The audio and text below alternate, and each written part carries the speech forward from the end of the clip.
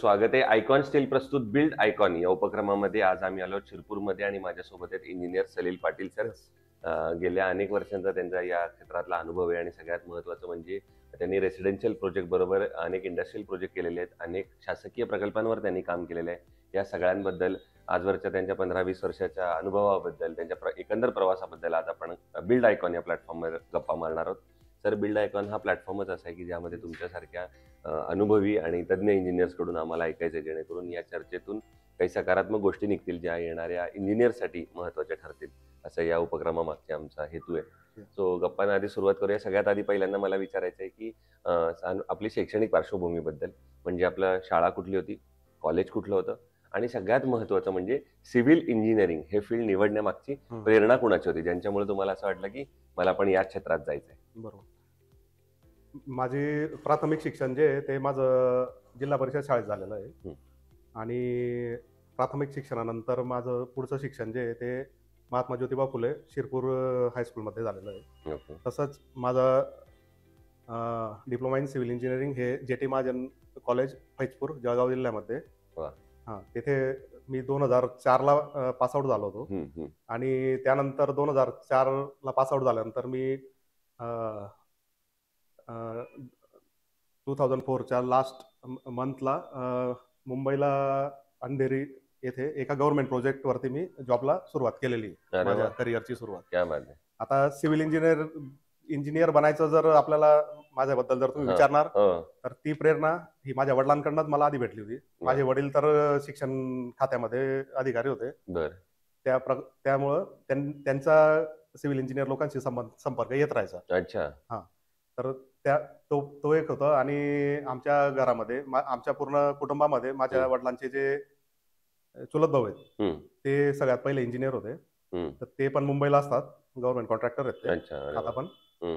तर त्यामुळं मग तसं माझ्या वडिलांनी विचार करून मग मला सिव्हिल इंजिनियर होण्यासाठी त्यांनी मला प्रेरणा दिली थोडीशी आणि तुम्ही फायनली इंजिनियर झाला. मग मुंबईमध्ये जो पहिला प्रोजेक्ट केला तो मी अंधेरी वेस्टला जे पोलीस डिपार्टमेंटचे जे क्वार्टर्स असतात, मी ज्या कंपनीत होतो त्यांनी ते काम घेतलेलं होतं. मग तिथं मी फक्त 6 महिने जॉब केला, कारण मुंबईमध्ये मला ते वातावरण आणि त्या गर्दीमुळे मला ते काही सूट झालं नाही. मग मी नंतर नाशिकला आलो, तिथे माझे मोठे भाऊ वगैरे असतात. मग मी नाशिकला जॉब केला छत्रपती वाळूज MIDC मध्ये. मी एन्ड्युरन्स ग्रुपच्या 2 फॅक्टरीचा प्रोजेक्ट केले 2 वर्ष. आणि 2006 म्हणजे 7 मध्ये मी आलो इथं शिरपूरला परत आलो. ओके. आणि मग शिरपूरला आलो, स्वतःची कन्सल्टन्सी सुरू केली? नाही, शिरपूरला आल्यानंतर मी शिरपूर कन्स्ट्रक्शन कंपनीमध्ये जॉईन झालो. अच्छा, बरं. पहिले सुरुवातीला मी प्रियदर्शनी सहकारी सुतगिरणीत होतो. अच्छा. नंतर मग काही वर्ष तिथं जॉब केल्यानंतर शिरपूर कन्स्ट्रक्शन कंपनीमध्ये मी जॉईन झालो. मग तिथं सर्व इंडस्ट्रियल प्रोजेक्ट आणि गव्हर्नमेंट प्रोजेक्टच तिथं मॅक्झिमम बरोबर जास्त चालतात. तर तिथं पूर्ण एक्सपिरियन्स घेऊन मग मी 2020 मध्ये मी माझं स्वतःचं स्टार्टअप सुरू केला. आज 5-5.5 वर्ष झालेली आहे तुम्ही इंडिव्हिज्युअली काम करताय. तर आता आपण मग पहिला प्रोजेक्ट आठवते का, जो पहिला प्रोजेक्ट इंडिव्हिज्युअली तुम्ही घेतला शिरपूर मधला इंडिव्हिज्युअल जो प्रोजेक्ट घेतलेला आहे तो मी रेसिडेन्शियल प्रोजेक्टच घेतलेला आहे. बरं. मग कसा होता तेव्हा अनुभव, काय अडचणी आल्या, जबाबदारी, दडपण? सुरुवातीचा प्रोजेक्ट होता, त्यातल्या त्यात तेव्हा लॉकडाऊन होतं. अच्छा. अरे, तेव्हा म्हणजे जास्त प्रोजेक्ट पण नव्हते. बरोबर. पण तरी माझ्याकडे सुरुवातीला 5 ते 6 प्रोजेक्ट येऊन गेले रेसिडेन्शियलचे. Very good. तर मग मी तिथून सुरुवात केली. तर आजतागायत माझ्याकडे आज 25 ते 30 प्रोजेक्ट कंटिन्यू असतात. इंडस्ट्रीजचे 2-3 प्रोजेक्ट असतात आणि गव्हर्नमेंटचे 2-3 प्रोजेक्ट आता माझे स्वतःचे असतात. वा. तसा वेगळ्या प्रकारचा एक प्रवास असं म्हणता येईल तुमचा, कारण तुम्ही आधी इंडस्ट्रियल मध्ये पण काम केलं, त्याच्यानंतर रेसिडेन्शियल वर पण काम केलं आणि आता स्वतःच एक वेगळी कन्सल्टंसी करता. सो आता सिव्हिल इंजिनिअरिंग वरच्या काही प्रश्नांकडे आपण येऊया.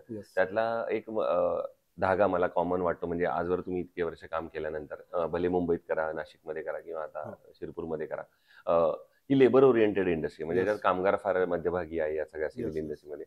पण या कामगारांमध्ये अकुशल कामगार किंवा प्रशिक्षित कामगारांचं प्रमाण फार मोठं आहे. तर अशा अकुशल कामगारांकडून काम करून घेणं हे बऱ्याचदा धोकादायक पण ठरू शकतं. तर त्याबद्दल तुमचं काय मत आहे? त्याच्यामध्ये असं आहे, जर आपण अकुशल कामगारांना जर आपण व्यवस्थित मार्गदर्शन केलं आणि त्यांना एक मेंटली सपोर्ट जर दिला, बरोबर, तर त्यांच्याकडनं आपण एकदम इझिली काम करून घेऊ शकतो. त्यांना जर आपण चांगली वागणूक दिली किंवा जे आपल्या अंडर जे कॉन्ट्रॅक्टर काम करतात त्यांना पण आपण सांगितलं की माणसांकडनं कसं काम करून घ्यायचं आणि त्यांच्याशी वागणूक जर चांगली ठेवली, ते महत्वाची गोष्ट मला तीच वाटते. बरोबर. जर त्यांच्याशी वागणूक चांगली ठेवली तर आपण त्यांच्याकडनं कोणतंही काम करून घेऊ शकतो. सगळ्यात आता बघा, कोणी काम करायला निघेल घरून तर तो पैसे कमवण्यासाठी आलेला असतो. पैसा हा जेवढा महत्वाचा आहे तेवढा त्यांना जी वागणूक भेटते, कारण पैसे तर कुठेही कमवून घेईल कोणी, पण चांगली वागणूक भेटणं खूप जास्त महत्वाचं असतं. आर्थिक व्यवहार पण त्याच्यात तेवढाच महत्वाचा आहे. बरोबर बरोबर. हे झालं कामगारांबद्दल. आणि दुसऱ्या बाजूला एक गोष्ट येते ती म्हणजे तंत्रज्ञान. कारण की तंत्रज्ञानाची फार मोठी जोड तुम्हाला या संपूर्ण क्षेत्रात मिळाली. तुम्ही मागच्या 15-20 वर्षात ज्याप्रमाणे क्षेत्र बदलतंय त्याप्रमाणे तंत्रज्ञान सुद्धा बदलतंय बघितलं तर या तंत्रज्ञानाचा किती फायदा तुम्हाला आता या क्षेत्रात होतो? तंत्रज्ञानाचा सगळ्यात जास्त फायदा आता तंत्रज्ञानाचाच होतो. आधी आम्ही जेव्हा कॉलेजला शिकत होतो तेव्हा आम्हाला ड्रॉइंग करण्यासाठी पूर्ण हाताने करावं लागत होतं, पेपर आणि जसं जसं दिवस जात गेले, वर्ष जात गेले, ऑटोकॅड आलं, 3DS आलं, सगळं त्याच्यामुळे आता एकदम सोपं झालंय काम. बरोबर. प्लॅनिंग वगैरे सगळं, डिझायनिंग करणं, स्टील डिझाईन करणं, स्टॅट प्रो, भरपूर काही कोर्सेस आहेत. बरोबर. या कोर्सेस मधले तुम्ही नुकता कुठला कोर्स केलाय का किंवा करण्याची इच्छा आहे का, की आता वाटतं की आता मला हे पण एक शिकलं पाहिजे, हे नवीन टेक्नॉलॉजी? मी जेव्हा रेसिडेन्शियल प्रोजेक्ट सुरू केले ना तेव्हा मी ऑटोकॅडच केलं. आता मला असं वाटतं की आता मला स्टील डिझायनिंग मध्ये काहीतरी कोर्स करायला पाहिजे, कारण आता ती आवश्यकता, कारण माझ्याकडे जे आहेत ते मोठे प्रोजेक्ट म्हणजे बऱ्यापैकी आहेत आणि इंडस्ट्रीजचे प्रोजेक्ट असल्यामुळे ते बरोबर त्यामुळे जास्त आहे. दुसरं, कन्स्ट्रक्शन मध्ये सगळ्यात महत्वाचा असतो तो प्लॅन, कारण त्या प्लॅन केल्यानंतरच तुम्ही पुढे जाऊ शकता. तर प्लॅन या स्टेजचं महत्व काय सांगाल कन्स्ट्रक्शन मधलं? कन्स्ट्रक्शन मध्ये प्लॅन हा सगळ्यात महत्वाचा आहे, कारण जर आपण रेसिडेन्शियलचा जर विचार केला, समोरच्या कस्टमरला त्याच्या रिक्वायरमेंट जाणून घेणे आणि जागेच्या हिशोबाने आणि ओरिएंटेशनच्या हिशोबाने बरोबर तो प्लॅन बसवून देणे हा सगळ्यात महत्वाचा मुद्दा आहे त्याच्यामधला. बरोबर. जो प्लॅन व्यवस्थित करू शकतो तोच या फील्ड मध्ये सक्सेस होऊ शकतो. बरोबर आहे. तुम्ही दुसरं रेसिडेन्शियल मध्ये भरपूर काम करताय आणि सेम टाइमला इंडस्ट्रियल मध्ये काम करता, पण रेसिडेन्शियल मध्ये तुम्हाला एक फरक कायम जाणवत असेल काम करताना, ते म्हणजे त्या कस्टमरचं बजेट. बऱ्याचदा तो म्हणतो की माझं बजेट इतकंच आहे आणि आता 15 लाखातच मला घर बसवायचं. तर बजेटनुसार घर बनवणाऱ्याला आजकाल प्राधान्य दिलं जाते, तर त्याबद्दल तुमचं काय मत आहे? बजेट मध्ये आता लोक कसं आहे, आयुष्यात एकच वेळेस घर, स्वतःचं घर एकच वेळेस बांधलं जातं. जो बिझनेस करतोय त्याचा तर काही विषय नसतो, पण जो स्वतः घर बांधतोय तो आयुष्यामध्ये एकच वेळेस घर बांधतो. त्याच्या आयुष्यभराची जे तो पैसे लावतोय तर तेवढ्या पैशांमध्ये त्याचा जेवढा आपण बजेट आहे, त्याचा जेवढा प्लॉट आहे, त्याच्यामध्ये आपण चांगल्यात चांगलं उत्कृष्ट घर बांधून देण्याचा प्रयत्न करतो. बरोबर. आणि नंतर भविष्यात काही अडचणी येतील, बरोबर, हे आपण म्हणजे काळजी घेत असतो. बरोबर. की त्यांना म्हणजे भविष्यात काही अडचणी यायला नको. त्याचे प्लंबिंगचे काम असतील किंवा इतर फ्लोरिंग वगैरेचे काम असतील, बरोबर, किंवा आरसीसी स्टील डिझाईनचे काम असतील, बरोबर, तर ते आपण पूर्णपणे त्याला सॅटिस्फाईड करतो. बिंग सिव्हिल इंजिनियर तुम्ही आता म्हणला तसं की कायम ते भविष्याचा विचार करत असतात, कारण जे घर आपण मानतो ते सुद्धा 60 वर्ष 70 वर्ष 100 वर्ष राहावं अशीच प्रत्येकाची भावना असते. त्याचप्रमाणे समजा मी एक असा प्रश्न आहे की तुम्ही शिरपूरमध्ये काम करताय, धुळ्यात तुम्ही काम करताय, तर धुळे जिल्ह्याच्या विकासाचं विजन ऍज अन इंजिनियर तुम्हाला काय दिसतं पुढच्या 15-20 वर्षातलं, आणि तुम्हाला ते कसं असावं असं वाटतं?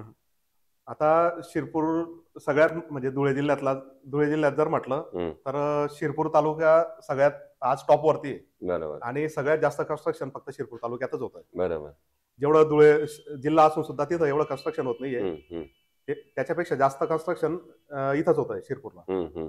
तर फ्युचर इथं इंडस्ट्रीज मध्ये पण फ्युचर आहे खूप. बरोबर. कारण मी आता सध्या इंडस्ट्रीज मध्ये मी टेक्सटाईल मध्ये तर काम करतो, जे एक आटा मिलचं पण फॅक्टरीचं काम केलं मी आता जस्ट. अरे वा. मोठं काम केलं ते पण.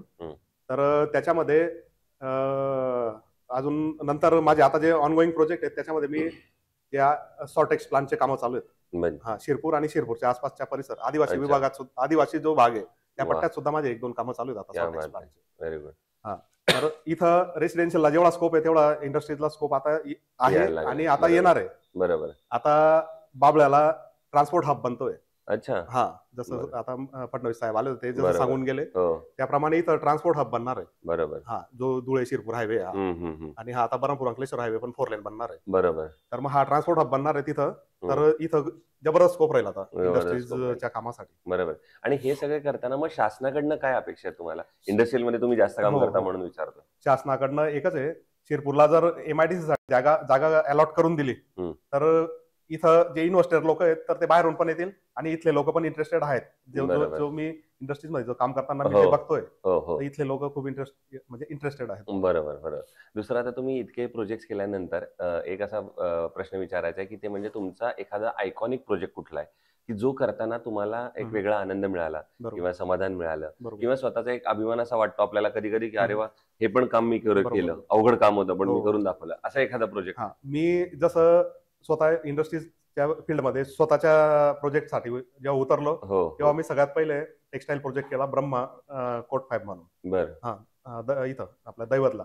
बरं. हा, तर तो सगळ्यात बेस्ट प्रोजेक्ट होता आणि तो सक्सेसफुली हँडल करून गेल्या 1.5 वर्षापासून तिथलं प्रोडक्शन सुरू झालेलं आहे टेक्सटाईलचं. तर ते आता अविरतपणे सुरू आहे. सगळ्यात बेस्ट प्रोजेक्ट होता. काय असं वेगळेपण होतं की? वेगळेपण असं होतं की आतापर्यंत याच्या आधी जे पण मी जॉब म्हणजे जे पण इंडस्ट्रियल प्रोजेक्ट केले होते ते मी सुपरविजन मध्ये केले होते आणि मी म्हणजे नोकरी करत असताना केलेले होते. बरोबर. हा माझा सगळ्यात पहिला प्रोजेक्ट होता जो मी इंडिव्हिज्युअल केला. बरोबर. त्याच्यामध्ये त्याच्यात चॅलेंजेस पण होते आणि बऱ्याच गोष्टी होत्या, पण मी ते सक्सेसफुली हँडल करून तो प्रोजेक्ट आज फुल फ्लेज मध्ये रन आहे. बरोबर आहे. आणि हा झाला आयकॉनिक प्रोजेक्ट. आता दुसरा मला एक प्रोजेक्ट असा विचारायचा जो करताना अडचण आली किंवा काहीतरी समस्या आली, प्रॉब्लेम आला, त्रास झाला आणि तुम्ही त्याच्यावर कशी मात केली? हा, तर आता मी इंडस्ट्रीचं काम करत असताना मला म्हणजे त्याच रेसिडेन्शियल प्रोजेक्ट मध्ये सहसा अडचणी म्हणजे कमी येतात आणि आल्या पण तर त्या खूप मेजर नसतात. पण मला एका ठिकाणी अडचण आली होती रेसिडेन्शियल प्रोजेक्ट मध्ये, कारण एकदम कंजेस्टेड जागेमध्ये तो प्रोजेक्ट होता. बरोबर. आणि तिथलं फाउंडेशन खोदताना आजूबाजूच्या बिल्डिंगला थोडा, त्या 100+ इयर्स ओल्ड बिल्डिंग होत्या. हा, तर ते फाउंडेशन खोदताना त्या बिल्डिंगला थोडा प्रॉब्लेम आला होता. तर मी त्याच्यावर सॉल्युशन काढलं. मी ओनरला कन्व्हिन्स केलं की भविष्यात पण ही बिल्डिंग आपल्याकडे जर टिल्ट झाली तर आपल्या बिल्डिंगवर लोड येईल. तर तो लोड न येण्यासाठी मी त्या साईडचे पूर्ण फुटिंग मी वेगळ्या डिझाईन करून घेतल्या आणि पूर्ण RCC पडदी मध्ये ते काम करून मी ते त्या बिल्डिंगला रेस्ट दिला. शेजारची बिल्डिंग इकडे टिल्ट व्हायचा चान्सेस होता. आणि तो प्रोजेक्ट कम्प्लीट केला. हा, ते काम करून मला पण आता 1.5 ते 2 वर्ष कम्प्लीट झालेले आहे. सक्सेसफुल. Very good. दुसरं, कुठल्याही कन्स्ट्रक्शन मध्ये स्टील आणि सिमेंट हे 2 महत्वाचे घटक असतात. तर मग स्टील निवडताना तुम्ही काय पॅरामीटर्स बघता किंवा काय गुणवैशिष्ट्य बघता आणि मग स्टील निवडता? स्टील निवडताना सगळ्यात महत्वाचं आपण टेन्साईल स्ट्रेंथ बघणं खूप महत्वाचं आहे. बरोबर. सगळ्यात महत्वाची गोष्ट जर स्टील मध्ये असेल, कारण आपण समजा कॉम्प्रेसिव्ह स्ट्रेंथ तर कॉलम घेतोच आणि स्टील तेवढा बेअर करतो, पण टेन्साईल स्ट्रेंथ मध्ये काय होतं, जो स्पॅन असतो कॉलम टू कॉलम, जो डिस्टन्स असतं, तर जो डेड लोड असतो आणि सेल्फ वेट ऑफ स्ट्रक्चर जे असतं, तर त्याचा पूर्ण वेट त्या बीमवर असतं. आणि जर टेन्साईल स्ट्रेंथ जर कमी असली तर आपल्या बिल्डिंगला लाईफ कमी होतं, म्हणजे बिल्डिंग पडून जाते असं नसतं. पण जे इतर याच्यापेक्षा जर टेन्साईल स्ट्रेंथ जर चांगली असली तर त्या बिल्डिंगचं लाईफ चांगलं राहू शकतं. बरोबर आहे. हे झालं स्टील बद्दल. आता विचारायचं आहे, आयकॉन स्टील तुम्ही कधी कुठल्या प्रोजेक्टवर वापरलंय का आणि तुमचा अनुभव कसा होता? आयकॉन स्टील मी आजपर्यंत सगळ्यात जास्त आयकॉन स्टीलच वापरलं. असं नाही की तुम्ही मला इंटरव्ह्यूला बोलवलं म्हणून सांगतो, असं नाही. तुम्ही तुमच्या कर्मचाऱ्यांना, यांना, अधिकाऱ्यांना विचारू शकता. बरोबर. आणि जे डीलर आहेत त्यांना पण विचारू शकता. बरोबर. तर मग तुमचा कसा होता अनुभव आयकॉन स्टीलचा? अनुभव, आम्ही पहिले राजुरी वापरायचो, बरं, कालिका वापरायचो आणि लक्ष्मी वापरायचो. अच्छा. आणि पोलाद पण वापरायचो. बरोबर. तर आता गेल्या 3 ते 4 वर्षापासून आम्ही इकडं टर्न झालो. बरं. आयकॉन कडे. आयकॉनचा अनुभव असा आहे, आयकॉन स्टील जसं राजुरीचा जेवढा टेस्ट रिपोर्ट मध्ये जे आपल्याला त्याचे रिझल्ट मिळाले, बरोबर, म्हणजे तेवढेच रिझल्ट किंवा त्याच्यापेक्षा जास्त रिझल्ट आयकॉनचे मिळालेले आहेत. बरोबर. तर त्याच्यामुळे आपण आयकॉन स्टील कडे वळलेलो आहेत. आणि मी माझे आता जे गव्हर्नमेंट प्रोजेक्ट, आता ब्रिजेसचे कामं चालू होणार आहेत, त्याच्यात आयकॉन स्टील मी तुमच्या लोकांना पण बोललो की मी तेच आता यूज करणार. आणि आयकॉनच्या सर्व्हिसेस बद्दल, म्हणजे त्यांची अवेलेबिलिटी असेल? हे बघा, मी आतापर्यंत जेवढे माझ्याकडे भरपूर कंपन्यांचे लोक येतात, पण आयकॉन वाल्यांनी खूप म्हणजे त्यांचा फॉलोअप खूप आहे. बरोबर. म्हणजे महिन्यात एकदा तरी मिनिमम ते भेट देतात. किंवा नाही भेट झाली, आम्ही साईटवर असलो किंवा नसलं काही भेट झाली तर ते कॉल करून आपल्याला भेट म्हणजे फोनवर तरी ते आपल्याला विचारतात किंवा जे पण रिक्वायरमेंट्स असतील किंवा काही अनुभव असतील तर ते विचारत असतात. ठीक आहे. सो हे होते इंजिनियर सलील पाटील सर. आणि मी सुरुवातीला सांगितलं तसं त्याप्रमाणे 15-20 वर्षाचा त्यांचा या क्षेत्रातला अनुभव आहे. सगळ्यात महत्त्वाचं ते इंडस्ट्रीयलमध्ये काम करतात. आणि त्यांनी एक फार महत्त्वाची गोष्ट सांगितली ते म्हणजे येणाऱ्या आगामी काळात पुढच्या 15-20 वर्षांमध्ये इथं मोठं ट्रान्सपोर्ट हब पण होणार आहे. आता ऑलरेडी टेक्सटाईल पार्क आहे आणि त्याच्यामुळे या क्षेत्रात अमर्याद संधी आहे. त्यामुळे जे तरुण इंजिनियर्स या क्षेत्रात येत आहेत त्यांच्यासाठी हे क्षेत्र तुमची वाट बघते. त्यामुळे नक्की या. तर पुन्हा एकदा आपले मनपूर्वक आभार की तुम्ही आमच्या प्लॅटफॉर्मवर आलात आणि इतक्या मनमोकळेपणाने बोललात. येणाऱ्या आगामी काळात असेच आयकॉनिक प्रोजेक्ट तुमच्या हातून घडावेत याच माझ्याकडून आणि आयकॉन दोघांकडून मनपूर्वक शुभेच्छा. धन्यवाद.